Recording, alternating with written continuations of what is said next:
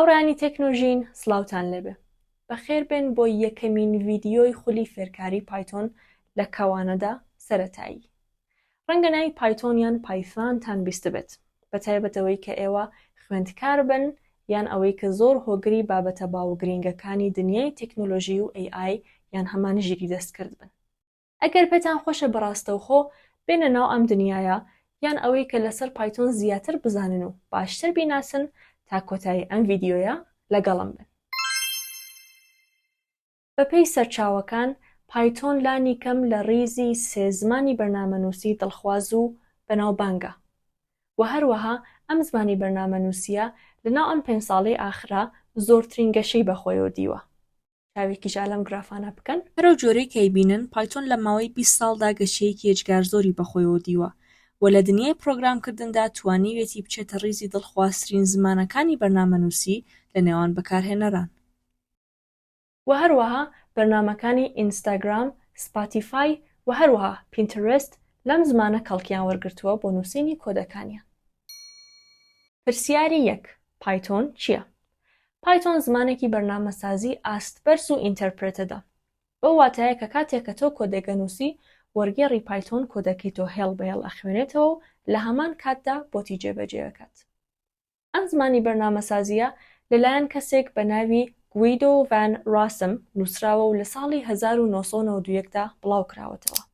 ئەم بەرنامەیە بە خوێندنەوە و سادەیەکی زۆر ناسراوە و هەر ئەمە وای لێ کردەوە ببێتە هەڵبژاردەیەکی نایاب بۆ ئەو کەسانەی کە سەرەتایین یان تەنانەت بە ئەزموونن و بە شێوازی پیشەیی و لێهاتوو کاری پرۆگرامینگ دەکەن. پرسیاری 2. هۆکاری 1. Easy to learn واتە فێربوونی سادەیە. ڕستەسازی لە ناو پایتۆنە زۆر ڕوونە و لە زمانی ئینگلیزی دەچێت. بۆیە هەرەمەش وای لێ کردووە کە خوێندنەوەی زۆر سادە بێ، بەڵام بەگشتی پێویست ناکە کە تۆ ئینگلیزیەکەت زۆر فول بێت، بەڵام ئەوەی کە لە ئاستێکی مامناوەندە ئینگلیسی بزانی زۆر یارمەتی دەرەبێت. هۆکاری 2. Versatility یان گشتگیری.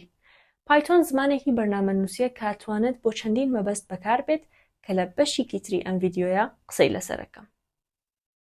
هۆکاری 3. پشتگیری کۆمەڵگا یان community support. پایتۆن کۆمەڵگایەکی گەورە و چالاکی هەیە و ئەمەش هەروای کردووە کە کتێبخانە و چوارچێوە و سەرچاوەیەکی زۆری لەبەردەستا بێت بۆ ئەوەی کە یارمەتی بەکارهێنەرانی بکات و ئاسانکاریان بۆ بکات بۆ ئەنجامدانی پرۆژەکانیان. هۆکاری ژمارە 4. هەلیکار. پایتۆن لە بازاردا خواستێکی زۆری لەسەرە، بەتایبەت لە بوارەکانی دیتا ساینس، مەشین لەرنینگ و هەروەها وێب دیڤەلۆپمنت یان پەرەی وێب. ئەم جارەوە با بڕێنە سەرەوەی کە بزانین پایتۆن بۆ چی بەکاردێت. 1. وێب دیڤەلۆپمنت یان پەرەی وێب. کتێبخانەکانی جانگۆ و فلاسک لەناو پایتۆندا کاری دروستکردنی وێب ئاسانترەکەن. 2. Data Analysis and Visualization کە پێم وابێ بە شیکاری داتا و وێناگەری داتا ئەتوانین وەری بگەڕینەوە. کتێبخانەکانی وەک پانداس، ماتپلاتلیب و نامپای و هەروەها چەند کتێبخانەی تر بە شێوازێکی بەرفراوان بەکاردەهێنرێن بۆ وێناکردنی داتا و هەروەها دەستکاریکردن و ئانالیزکردنیان. سێهەمیندانە ژیری دەستکرد و فێربوونی ئامر Artificial Intelligence and Machine Learning. پایتۆن پردی ڕۆشتنە بەرەو AI و ML بە یارمەتی کتێبخانەکانی وەک TensorFlow، Keras و هەروەها Scikit-learn.